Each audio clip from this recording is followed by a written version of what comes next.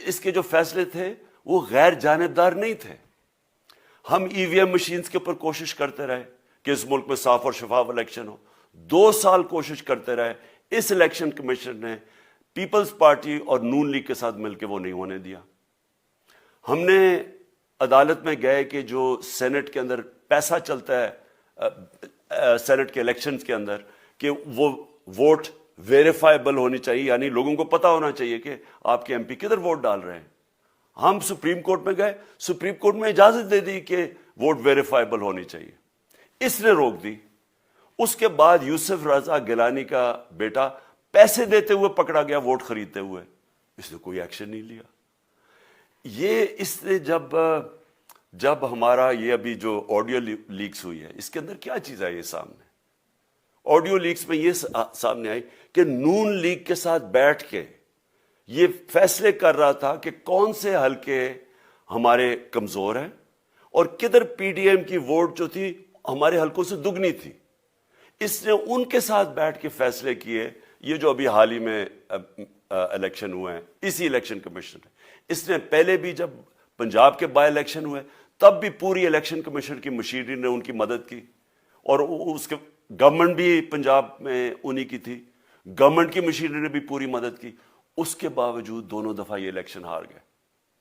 اور الیکشن اس لیے ہارے کہ پاکستان کی قوم ان کو ریجیکٹ کر بیٹھی ہے, اور اللہ کا شکر ادا کرتا ہمارے ساتھ کھڑی ہے. جب ہماری گورنمنٹ گئی تب سے یہ مافیا کوشش کر رہا ہے کہ تحریک انصاف کو ختم کرنے کی. پہلے تو انہوں نے گورنمنٹ گرائی بیرونی سازش, پھر انہوں نے کروڑ روپیہ خرچ کیا, 20 یا 25 کروڑ روپے کی ووٹیں خریدی, لوگوں کو لوٹا بنایا, ہماری گورنمنٹ گرائی.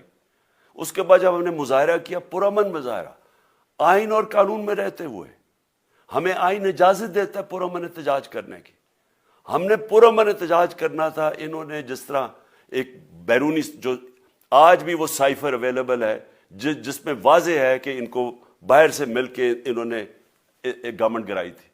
سب کو پتا ہے سندھ ہاؤس میں 20 25 کروڑ روپیہ چلا اور گورنمنٹ انہوں نے گرائی. اس کے اوپر مظاہرہ ہم نے کیا 25 مئی کو. انہوں نے جس طرح کا ظلم و تشدد کیا ہمارے اوپر, پاکستان کی تاریخ میں ایسے کبھی نہیں ہوا. عورتوں بچوں کے اوپر دیکھ رہے ہیں فیملیز, انہوں نے شیلنگ کی, گھروں میں گھس گئے رات میں, جو پنجاب پولیس کو انہوں نے استعمال کیا, اور انہوں نے سمجھا کہ پارٹی کراش ہو جائے گی. پھر بھی نہیں ہوئی. پنجاب کے بائی الیکشن ہار گئے. پھر انہوں نے میرے اوپر کیسز کرنے شروع کر دیے. کبھی عدالت میں ایک کیس ہوتا ہے, کوئی 24 ایف آئی آر ہے میرے اوپر, دہشت گردی کا میرے پہ کیس کر دیا. کیا کیس تھا؟ ساری دنیا میں رپورٹ ہوا وہ کیس. کیس کیا ہے کہ عمران خان کہہ رہا ہے کہ ریمانڈ پہ بھیجنے کے لیے ایک جس کے اوپر تشدد ہوا ہے, کسٹوڈیل ٹارچر ہوئی ہے شہباز گل کو, کہ ہم قانونی کارروائی کریں گے, اس کے اوپر دہشت گردی کا کیس کر دیا. تو پوری کوشش کرتے رہے نہ کسی طرح اس کو, کیونکہ میچ میں تو آپ کھیل نہیں سکتے تھے, تو عمران خان کو میچ سے نکال دو باہر. یہ شروع سے ان کی کوشش تھی.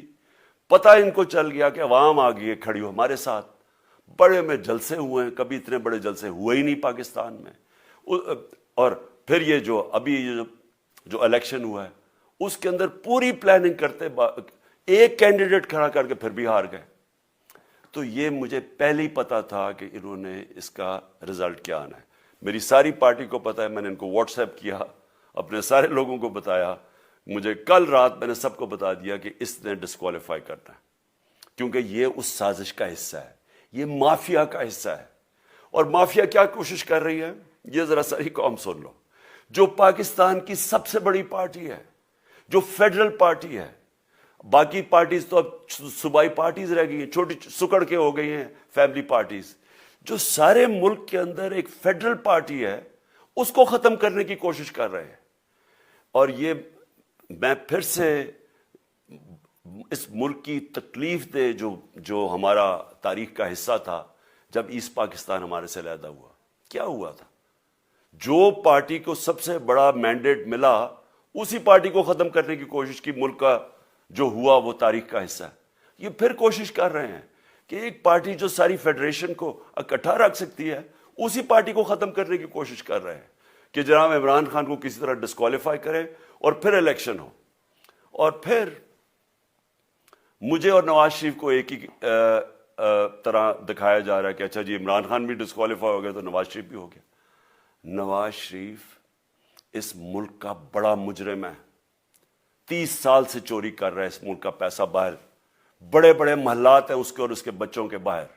ایک رسید نہیں دکھا سکتا کہ پیسہ کدھر سے آیا. میں نے کرکٹ کھیلتا تھا تو میں نے ایک فلیٹ خریدا. میں تو پبلک آفس ہولڈر بھی نہیں تھا.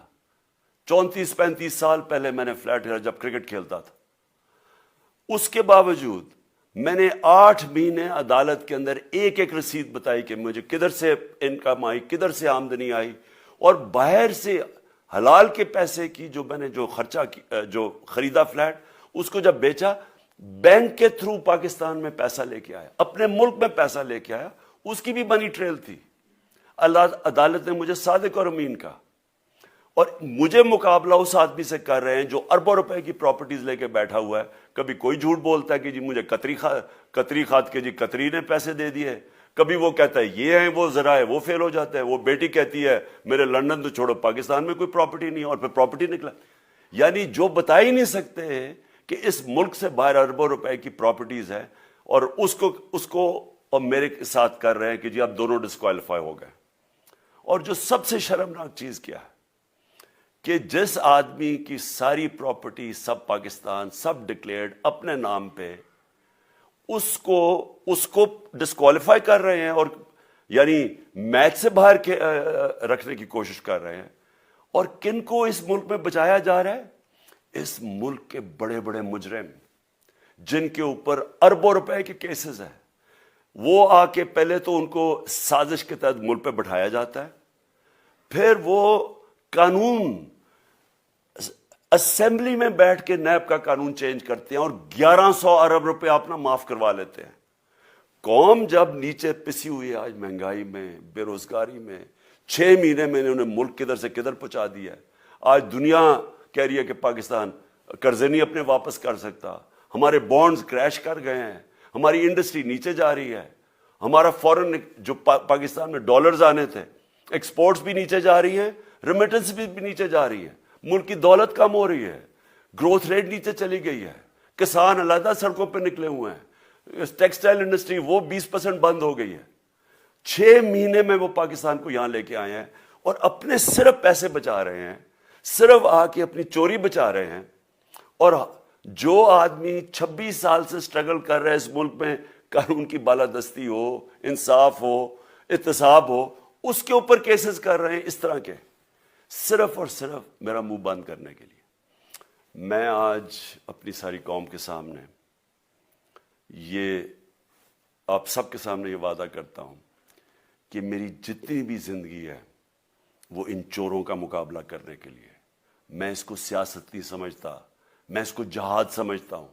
یہ جو مافیا بیٹھا ہوا ہے جس کا یہ حصہ ہے یہ الیکشن کمشنر, میں جب تک زندہ ہوں میں ان کا مقابلہ کروں گا. میں اپنے سارے آج جو پروٹیسٹرز بیٹھے ہیں, میں آپ سب کو آج پہلے تو شکریہ ادا کرتا ہوں. اب میں کہتا ہوں کہ اب آپ پروٹیسٹ ختم کر دیں. آج آپ پروٹیسٹ اب ختم کر دیں, کیونکہ لوگ اس وقت مشکل میں ہیں اور میں نہیں چاہتا کہ میری قوم مشکل میں ہو. لیکن آپ سب تیاری کریں.